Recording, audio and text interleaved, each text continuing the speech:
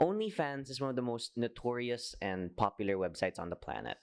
It's meant for celebrity like figures to just talk with fans and sell exclusive content to them.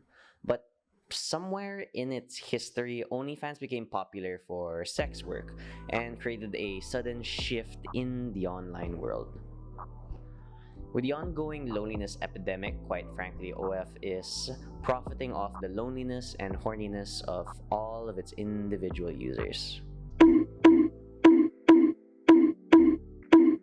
Today, I just want to talk about why this is a bigger problem than most would actually have you believe. Now, just as a disclaimer, before we start, there's nothing wrong with watching pornography, exploring your sexuality, and sex work itself. I still see is real work in my eyes. But today I'll be talking about how OF, OnlyFans, itself works, how it manipulates you to spend, and why so many fall for the trap in the first place. Bum bum bum bum. Still love our intro.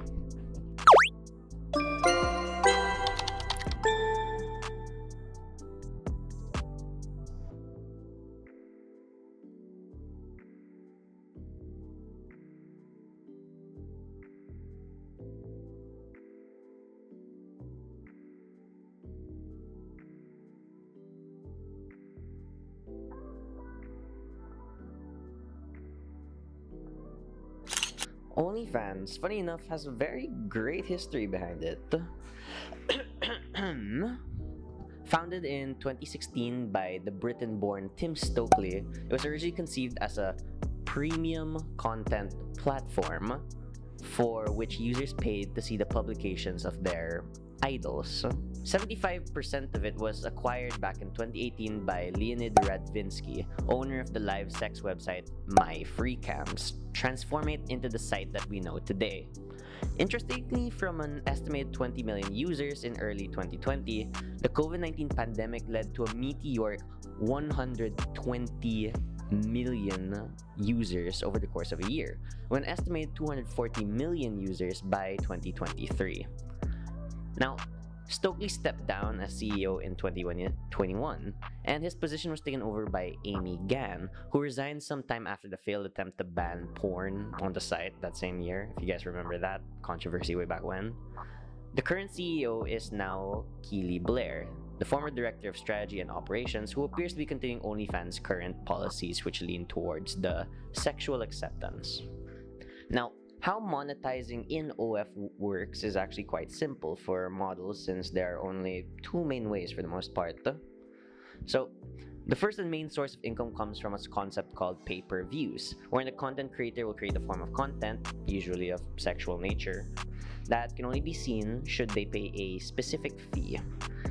In order to garner interest, the creator can create a caption or have one or two pics revealed to entice the viewer to purchase it to see the rest. Now, this can be done with a huge post to all followers, or more popularly, by messaging fans themselves directly, begging them to open it and describing what's inside the pay-per-view to build desire for it. The other popular variation of payment also comes from tips and custom requests.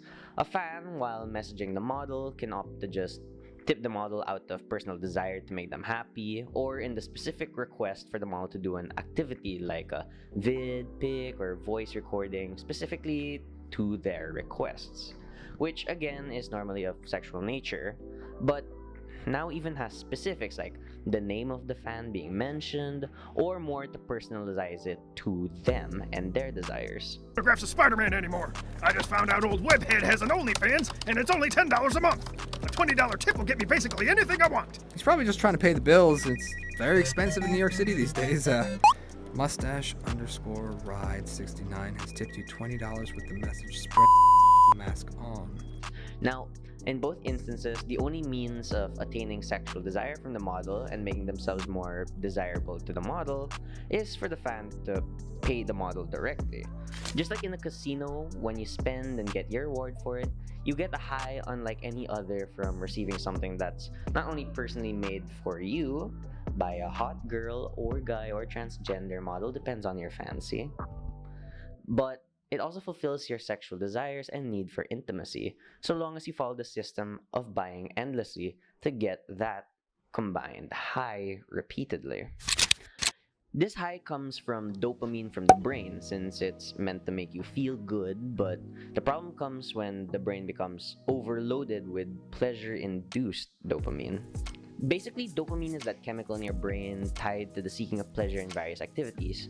The rush of dopamine itself, basically referring to doing something you personally find pleasurable, and it isn't necessarily the chemical that makes you feel the pleasure itself, but it is what influences your desire to continue chasing that sensation to begin with, a dopamine loop, as it's called. The loop is the result of continuously chasing that high that you feel from pleasurable things, which typically becomes more and more consuming as time goes on because the rush that one feels gradually weakens over time with a similar stimulus, thus leading many to seek out those sensations in even bigger amounts. I'm not even sure if the camera reaches up here, but very high. It's kind of an addiction when it gets that far. And actually, scratch that. For many, it is an addiction to keep chasing that high. And again, there's nothing wrong with watching pornography, exploring your sexuality, and sex work is still real work in my eyes. My issue is in its excess online and its long-term effects if not moderated properly. Just at the bank, and there was this really hot teller, and she didn't ask me to go do it with her in the vault. Same kind of thing happened to me. Woman pizza delivery guy comes over, gives me the pizza, takes the money, and leaves. What, no, like, nice apartment, bet the bedrooms are huge? No, nothing. You know what?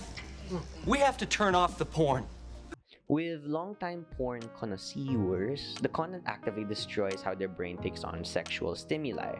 The more they watch, the harder it is for them to get that high from sexual activities anymore normally.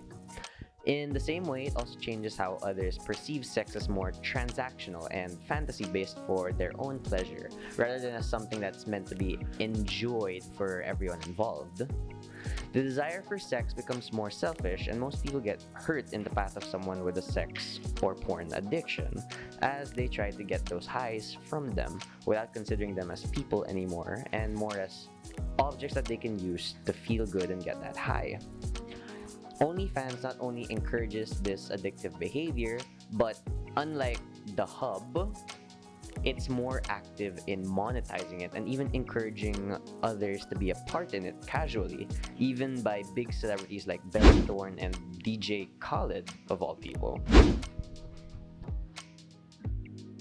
We talked in a two-parter about the internet and the loneliness epidemic before.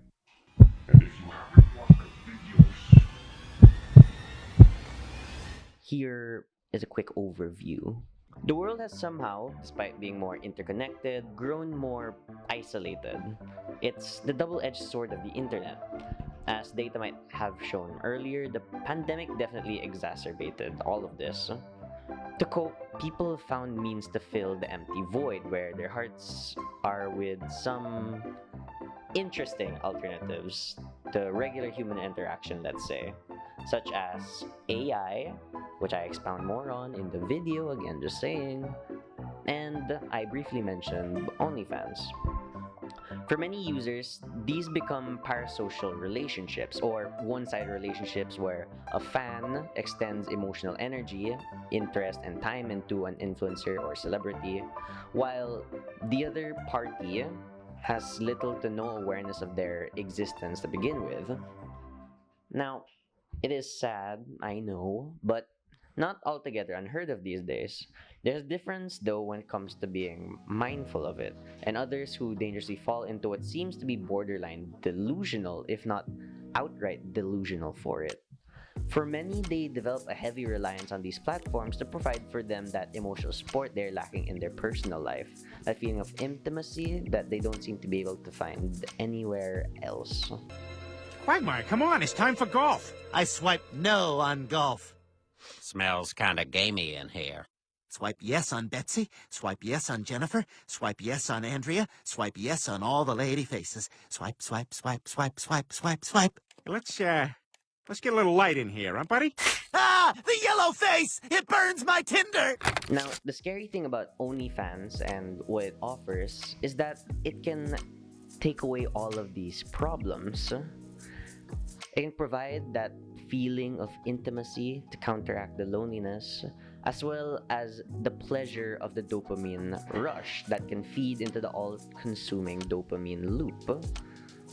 But only if you pay exorbitant amounts of money to keep that loop going and to get that connection with someone. Falling into that sweet spot that fulfills both those needs makes it all the more enticing and all the more addictive. This loneliness epidemic isn't OnlyFans' fault. And I honestly don't blame the founders for coming up with the idea to begin with. It's honestly very smart to capitalize on it. It's smart and honestly became as successful as it did because people are so lonely. And that's not the site's fault either. My main issue with OnlyFans is that it actively dehumanizes everyone involved and profits off of that. People need this fantasy to feel less lonely and experience sexual satisfaction. And it's just a shame how far it's gone and how much people are willing to spend to get to that. But I hope now that you know how it works, you can be a bit more aware from here on out and be careful online with the content you consume daily and what you spend your money on. It's fine to spend for sexual content. Just be careful that you aren't developing a habit of trying to replace human connection and intimacy in the real world while you're using it. Just remember to treat other people like people still. Remember to care for their needs, sexual or otherwise. So